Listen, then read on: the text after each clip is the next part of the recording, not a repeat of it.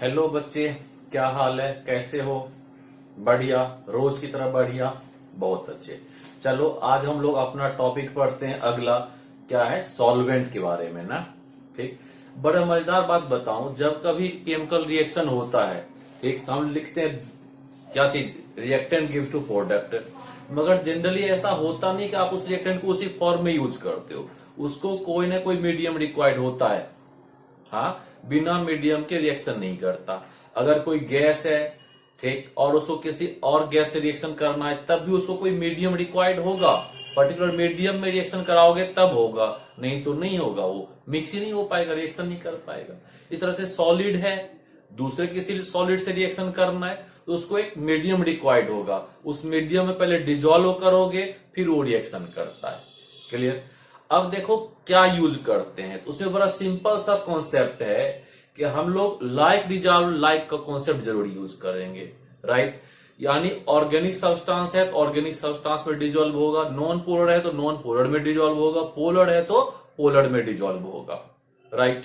अब देखो, हम जनरली जब नॉर्मल बात आती है तो हम किसको कहते हैं? सॉल्वेंट कहते हैं। Solute plus solvent equal to solution बना देता है। यहां पर थोड़ा सा अलग ढंग से हम सॉल्वेंट को डिसाइड करते हैं। ठीक है, इसको हम ऐसे कहते हैं कि सॉल्वेंट्स क्या होता है? Liquid provide medium to dissolve reactant.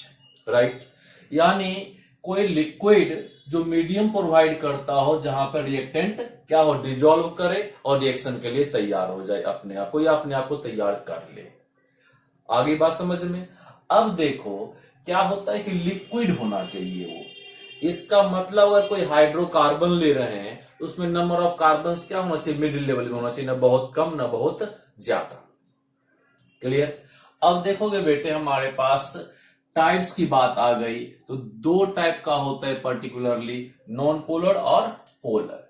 Right? Non polar solvent non polar के लिए यूज होगा और पोलर सॉल्वेंट पोलर के लिए यूज होगा। और पोलर सॉल्वेंट में फिर हम लोग दो पार्ट में क्लासिफाई करते हैं इसको, प्रोटिक और एप्रोटिक।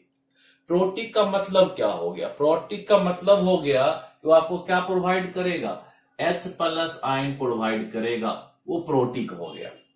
और H आयन तब वो प्रोवाइड करेगा जब वो क्या हो? हाइड्रोजन अटैच हो, आइदर फ्लोरीन, ऑक्सीजन या नाइट्रोजन से। यानी प्रोटिक सॉल्वेंट में आपको क्या होना चाहिए? फ्लोरीन अटैच होना चाहिए, फ्लोरीन, ऑक्सीजन या नाइट्रोजन जैसे मोस्ट इलेक्ट्रोनेगेटिव एलिमेंट से। इससे आप आइडेंटिफाई कर लोगे। एप्रोटिक सॉल्वेंट में क्या होता है? वहां पर हाइड्रोजन हो मगर वो इन जैसे मोस्ट इलेक्ट्रोनेगेटिव एलिमेंट से अटैच ना हो, ऐसा होना चाहिए। आगे बात समझ में? अब देखते हैं बेटे, हम लोग चलते हैं किसमें? Non polar solvent. ठीक है, नॉन पोलर सॉल्वेंट में क्या होता है? ऑर्गेनिक सब्सटेंस होता है। अब ऑर्गेनिक सब्सटेंस में भी देखो क्या होगा, आप इथेन, मीथेन, प्रोपेन नहीं यूज कर पाओगे। ठीक है, ब्यूटेन भी गैसियस होता है, तो गैसियस नहीं, आपको क्या? लिक्विड चाहिए। लिक्विड कहां से शुरू होता है? आप पेंटेन को यूज कर सकते हो, बिल्कुल यूज कर सकते हो इसको एज ए सॉल्वेंट। और क्या हो जाएगा? ये पेंटेन हो गया। अब हेक्सेन यूज कर रहे हो, इसमें भी कार्बन 6 है, ये भी यूज हो जाएगा।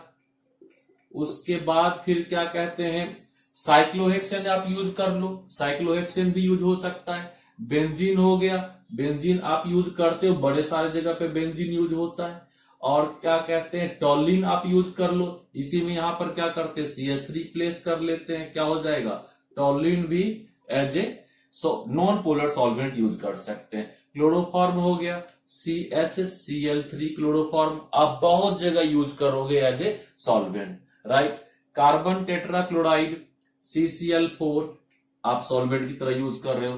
कार्बन डाइसल्फाइड CS2 और डाइइथाइल ईथर ETO और ET आपका कॉमन नॉन पोलर सॉल्वेंट है। और भी होंगे, ऐसा नहीं है कि और नहीं होंगे, और भी सॉल्वेंट होंगे, मगर मैंने आपको 9 लिख दिया है। एक दो आप खुद अपने आप डेवलप करिए, कौन कौन सा है ढूंढिए और फिर स्टडी करिए।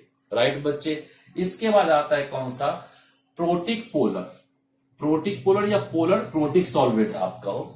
ठीक, जैसा कि मैंने कहा था, क्या होना चाहिए? हाइड्रोजन, फ्लोरीन, ऑक्सीजन या नाइट्रोजन से जरूर अटैच होना चाहिए। आप देखो यहां पर क्या है? वाटर, H O और H, H2O है, यहां पर अटैच है।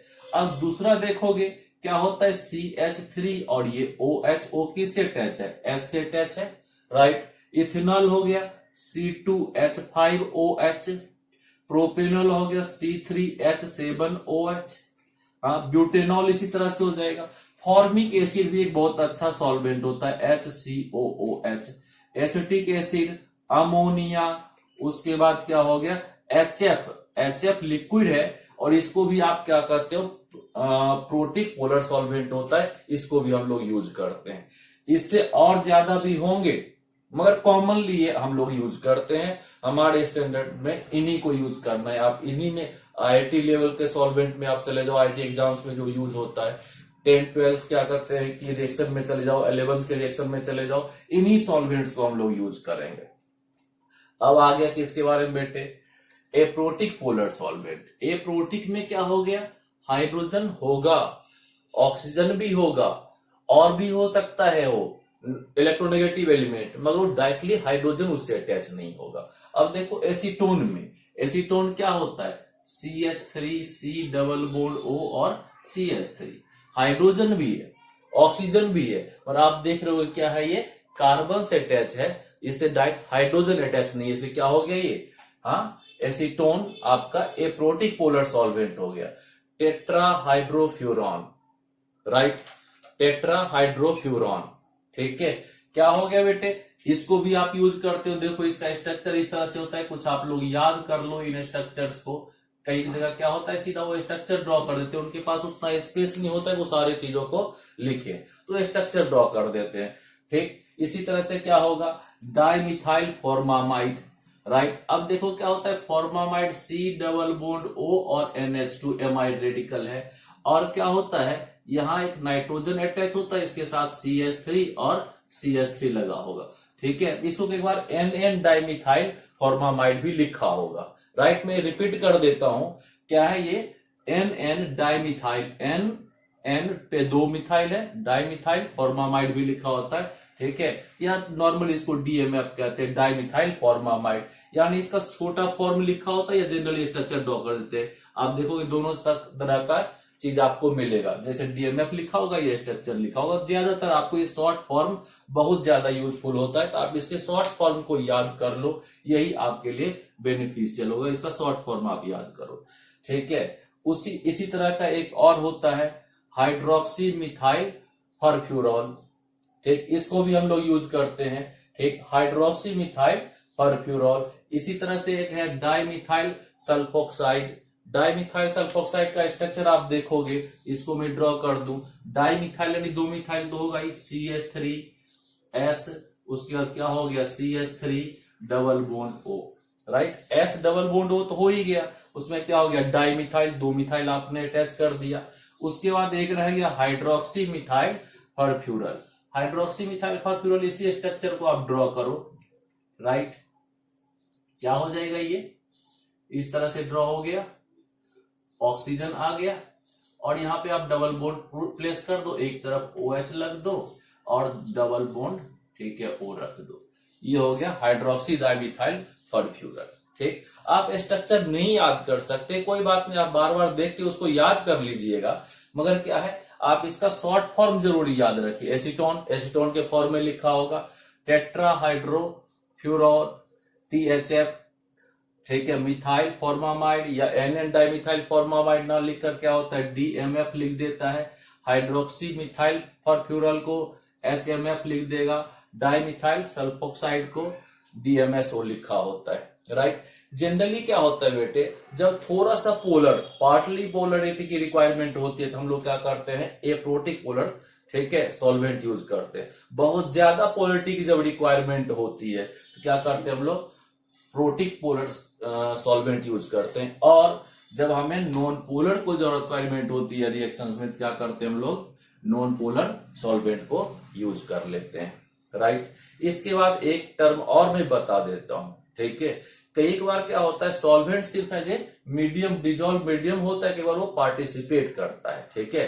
तो क्या हो जाएगा, अगर पार्टिसिपेट कर रहा है, ठीक है, तो पार्टिसिपेटिंग क्या कहते हैं सॉल्वेंट हो जाएगा, और अगर नहीं कर रहा है तो नॉन पार्टिसिपेटिंग सॉल्वेंट भी होता है, राइट।